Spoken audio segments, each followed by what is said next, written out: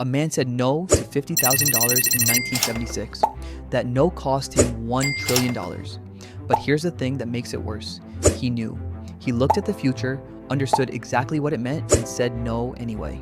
This is a story about the moment when something reasonable destroys something extraordinary.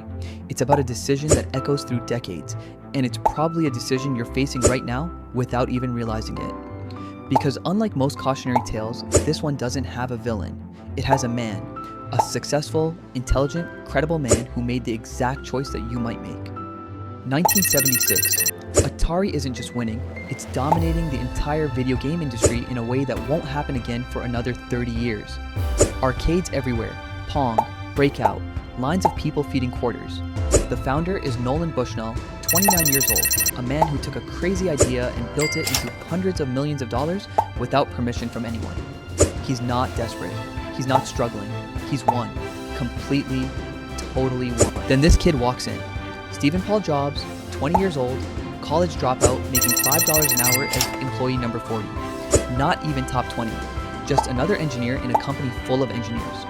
Most people wouldn't notice him, but Nolan sees something.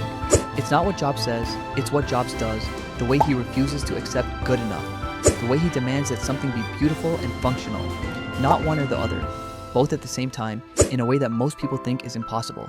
Most engineers are fine with good.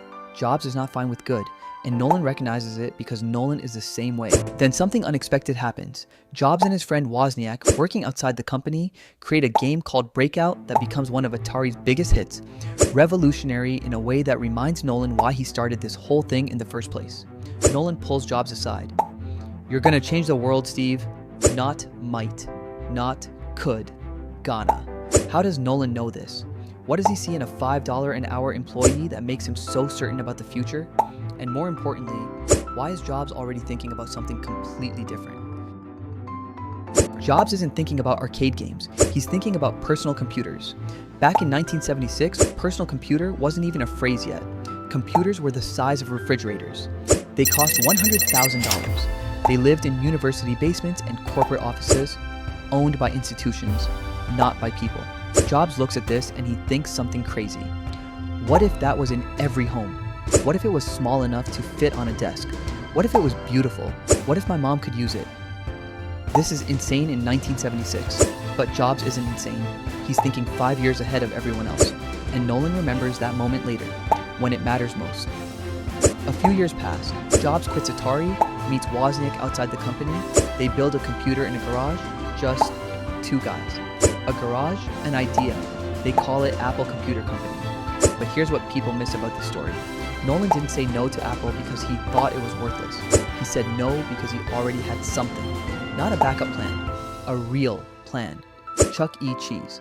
An entertainment center, pizza, games, kids' birthday parties, a concept nobody else was thinking about in the mid-1970s. The most valuable company in human history almost shared a parking lot with animatronic mice and birthday cake. And Nolan isn't casually thinking about it. He's building it, pouring time into it, pouring money into it, betting on it the same way he bet on Atari. By the late 70s, early 80s, Chuck E. Cheese is working. It's growing. It's making money. It's becoming a real business. Not Apple-level success, but real, profitable, scalable, predictable. So when Jobs walks in asking for $50,000 and 33% of Apple, Nolan isn't choosing between stupid and smart. He's choosing between the thing I'm already winning with and the thing that terrifies me. He's not lazy. He's not blind. He's distracted by success, by something that's actually working. And that's the trap nobody talks about. Because the thing that's working is good enough to say no to the thing that could be everything. Most people miss billion-dollar opportunities not because they're stupid, because they're busy with something reasonable. Jobs brings the Apple I to show him. Not a prototype, not a sketch, an actual working computer. He demonstrates it, and this is where Nolan hears something that will echo for the rest of his life. Years later, in an interview, Nolan would say this. He asked me to be his first investor. $50,000 for a third of Apple, and I just said no, which I've regretted. There it is. Not might regret. Not wish I had. Regretted. Past tense, present wait. He also explained the reasons at the time. 1, I wasn't sure that he was a great businessman. 2nd, We were at Atari starting to think about doing a personal computer, and I thought that would be a conflict of interest. Those were the reasons then.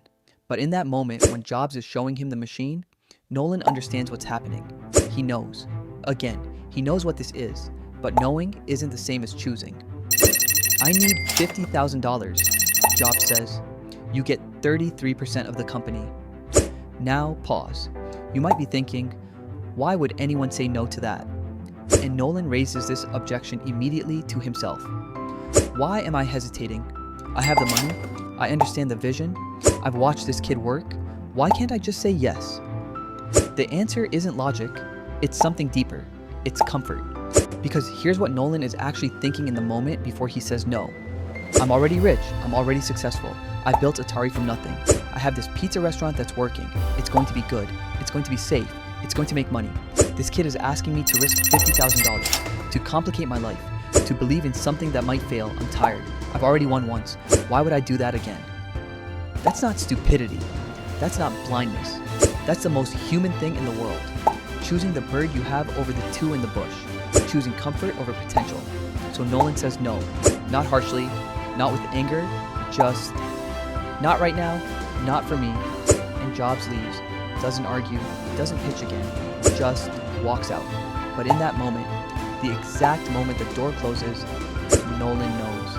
He looks at what just left the room, and he knows he just made the biggest mistake of his life. Not maybe, not probably, knows. And somewhere in a garage, Jobs and Wozniak are about to change the world while Nolan goes back to planning birthday parties. His gut is screaming it, but it's too late. The door is already closed. Now the story gets brutal, because it's not abstract. Nolan's path, 1976 to 1985, runs Atari, makes money, then Atari declines as technology moves too fast. 1980s, builds Chuck E. Cheese into a real business, moderate success, growth plateaus. 1990s to 2000s, Chuck E. Cheese continues, predictable, safe, comfortable. 2010s, pizza empire hits ceiling, ownership changes, he steps back. Jobs' path, 1976 to 1983, builds Apple II, revolution begins. 1983 to 1997, releases Macintosh, reinvents computing, gets fired, starts again. 1997 to 2007, returns to Apple, iPhone changes phones forever, invents an entire category. 2007 to 2011, iPad. Apple becomes the most valuable company in human history. Now, here's what matters. Apple is worth $3.1 trillion today. 33% of $3.1 trillion, $1.03 trillion, $1 trillion. That $50,000 decision cost Nolan Bushnell over $1 trillion. Not a million, not a billion, 1 trillion. And the cruelest part, he knows. Every single day of his life, Nolan knows what he turned down. Not because he was dumb, because he was comfortable. But here's what's interesting about this story. It's not actually about Nolan anymore. When people tell this story, they always frame it as Nolan Bushnell missed the biggest opportunity. But that's not the real story. Because Nolan saw it. Nolan knew it. Nolan had everything he needed. The money, the vision, the credibility. The real story is, comfort is seductive. It whispers, you've already won. You're already safe. Why risk it? And it's right. You have won. You are safe. So you listen to the whisper and you say no to the idea that terrifies you, to the risk that might change everything, to the thing that requires discomfort. But here's what's interesting. Some people say yes. They hear the same whisper. They see the same safe path, and they choose differently. There's a story about someone who was offered $3 billion. They had every reason to say yes. They were already winning. They had a business that worked, but they said no. And you probably know what happened next because you've seen the stock price. For a completely different reason than Nolan. A reason that makes the whole game change. And that story, that's the one that actually haunts me. Because it shows you something. Saying no isn't always the mistake. Sometimes the mistake is how you say no. And when you say yes. The question you need to answer isn't about Nolan. It's about you. When your moment comes, will you know the difference?